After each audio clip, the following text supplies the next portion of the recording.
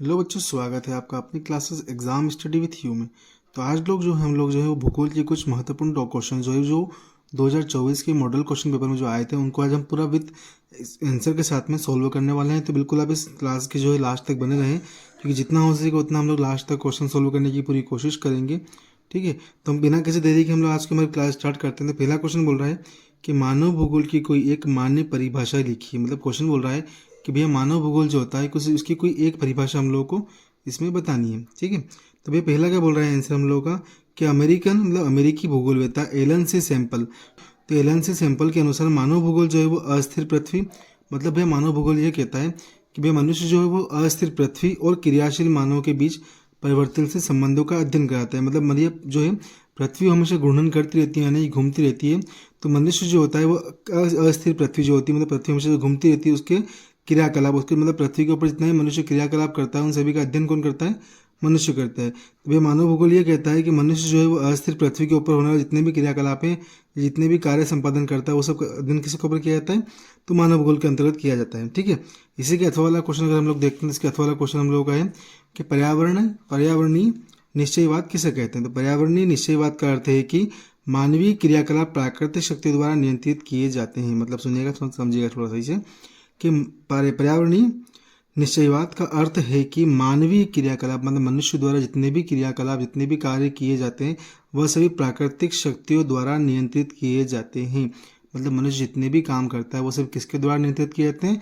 तो प्राकृतिक शक्तियों द्वारा नियंत्रित किए जाते हैं। इसी की तरह अगर हम लोग अगला क्वेश्चन देखते हैं हम लोग का, तो हम लोग अगला क्वेश्चन है कि मानव विकास के 4 उपागम लिखिए। तो मानव विकास के 4 उपागम जो होते हैं वो उसमें पहला है कल्याण उपागम, दूसरा है आय उपागम, तीसरा है क्षमता उपागम और चौथा है आधारभूत आवश्यकता का उपागम। ठीक है, इसी के साथ हम लोग आगे बढ़ते हैं। हम लोग अगला क्वेश्चन देखते हैं। हम लोग क्वेश्चन नंबर 8 हम लोग क्या बोल रहे हैं कि आदिकालीन निर्वहन कृषि की कोई 2 विशेषताएं लिखिए।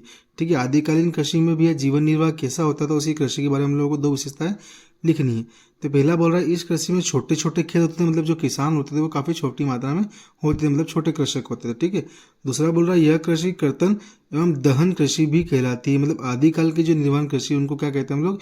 तो आदिकाल के निर्वहन कृषि को हम लोग कर्तन कृषि और दहन कृषि भी कहते हैं। इसी के साथ हम लोग अगला क्वेश्चन देखते हैं इसी का अथवा वाला। तो इसका अथवा वाला क्वेश्चन जो है वो बोल रहा है कि भूमध्य सागरीय कृषि की कोई 2 विशेषताएं लिखिए। भैया भूमध्य सागरीय कृषि जो है इसकी 2 विशेषताएं कौन कौन सी हो सकती है देखते हैं हम लोग। पहली है यह कृषि भूमध्य सागरीय जलवायु वाले प्रदेशों में की जाती है। जहाँ भूमध्य सागरीय जलवायु होती है वहाँ ये कृषि की जाती है। कौन सी? भूमध्य सागरीय कृषि की जाती है ना। दूसरा बोल रहा है यह विशिष्ट प्रकार की कृषि होती है जिसमें खट्टे फलों के उत्पादन पर विशेष बल दिया जाता है। अगर कोई क्वेश्चन बनता है आप लोगों के बोर्ड एग्जाम में से ये खट्टे फलों के उत्पादन पर कौन सी कृषि में विशेष बल दिया जाता है, तो हम आप लोगों को उसमें आंसर निश्चित होकर लगाना है कि भूमध्य सागरीय कृषि जो होती है उसमें खट्टे फलों के उत्पादन पर बल दिया जाता है, मतलब उनकी वृद्धि पर बल दिया जाता है। ठीक है, अगला क्वेश्चन है चावल प्रधान गहन निर्वहन कृषि की कोई 2 विशेषताएं लिखिए। तो पहला बोल रहा है कृषि कार्य में कृषक का पूरा परिवार लगा रहता है। मतलब जो छोटे किसान होते हैं उनका पूरा परिवार उनकी पूरी फैमिली जो है वो कृषि कार्यों में संलग्न रहती है, मतलब लगी हुई रहती है। ठीक है, इसी का दूसरा पॉइंट हम देखते हैं क्या बोल रहा है इस कृषि में खाद्यान्न फसलों पर अधिक जोर दिया जाता है। खाद्यान्न फसलें मतलब है। ठीक है, अगला क्वेश्चन इसका अथवा रोपण कृषि की कोई 2 विशेषताएं लिखिए। तो यह कृषि बड़े आकार के फर्मों पर की जाती है। रोपण कृषि मतलब जिसमें हम लोग को मान लो एक पौधे को छोटा से थोड़ा बड़ा करके उसको रोपते हैं हाथ द्वारा या किसी दूसरे मशीनी औजार द्वारा उपकरण द्वारा, उसको रोपण कृषि कहा जाता है। ठीक है, इसी का दूसरा पॉइंट क्या बोल रहा है इस कृषि से अधिकांश भाग निर्यात कर दिया जाता है। मतलब जितना भाग हम लोग भी उगाते हैं उसमें से काफ़ी से मतलब आधे से ज़्यादा भाग 75% भाग जो है वो निर्यात मतलब दूसरे देशों को भेज दिया जाता है। ठीक है, इसी के साथ हम लोग अगला क्वेश्चन देखते हैं। अगला क्वेश्चन क्या बोल रहा है? अगला क्वेश्चन हम लोगों का है वो गुच्छित बस्तियों की कोई 2 विशेषताएं लीजिए। गुच्छित बस्तियां भी होती है जो काफ़ी कम जगह में फैली होती है, काफ़ी कम जगह में जो है वो इकट्ठी हुई हुई मतलब निवास करती है। ठीक है, तो पहला क्या बोल रहा है पॉइंट इसका, ये बस्तियां एक स्थान पर संकेंद्रित होती है, मतलब एक ही स्थान पर निवास करती है ना। इसमें सभी मकान एक दूसरे से सटाकर बनाए जाते हैं। सटाकर मतलब ये होता है मतलब चिपकाकर जो मकान बनाए जाते हैं उनको बोलते हैं हम लोग सटाकर बनाए गए हो मकान। ठीक है, इसी प्रकार अगला क्वेश्चन हम लोगों का है कि स्मार्ट सिटी मिशन के कोई 2 उपाय लिखिए। स्मार्ट सिटी मिशन के कितने उपाय लिखने हम लोगों को? कोई भी 2 उपाय लिखने हैं। विभिन्न प्रकार के परिवहन के विकल्पों को बढ़ावा देना, मतलब स्मार्ट सिटी अगर आपको भैया निर्मित करनी है, स्मार्ट सिटी अगर आपको विकसित करना है तो उसमें विभिन्न प्रकार के परिवहन के विकल्पों के साधन होना चाहिए।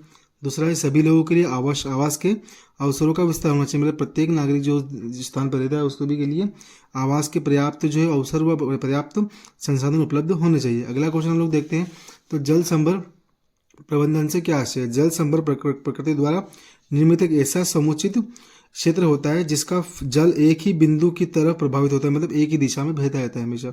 ठीक है, इसे हम लोग देखते हैं, मान लो कोई नदी है बह रही है तो उसका पानी एक ही दिशा में बहता रहता है, उसको हम क्या बोलेंगे, उसको हम लोग बोलेंगे जल संभर प्रबंधन। ठीक है, अगला क्वेश्चन देखते हैं इसी का अथवा वाला हम। तो अगला क्वेश्चन इसका अथवा वाला क्या बोल रहा है, वो कह रहा है कि जल संरक्षण के कोई 2 उपाय बताइए, मतलब आप जल को कैसे बचा सकते हैं, इसके आपको कोई भी 2 उपाय बताना है। तो पहला क्या है, नहाने के लिए अधिक जल को व्यर्थ ना करना है, मतलब जितना हो सके हम लोगों को पानी को जो है बचा के रखना है, मतलब फालतू व्यर्थ नहीं करना है। ठीक है, अगला क्वेश्चन है इसको, आपको जितना आवश्यकता हो उतने ही जल का उपयोग करें, मतलब प्रतिशत से अधिक पानी का उपयोग करेंगे तो कहीं ना कहीं हम लोगों को लाइफ में भैया वर्तमान में आगे जाके हम लोगों को उस समस्या का सामना करना पड़ेगा। ठीक है, अगला क्वेश्चन हम लोगों का है कि नाभिकीय ऊर्जा क्या है, भारत के प्रमुख नाभिकीय ऊर्जा केंद्रों के नाम लिखिए।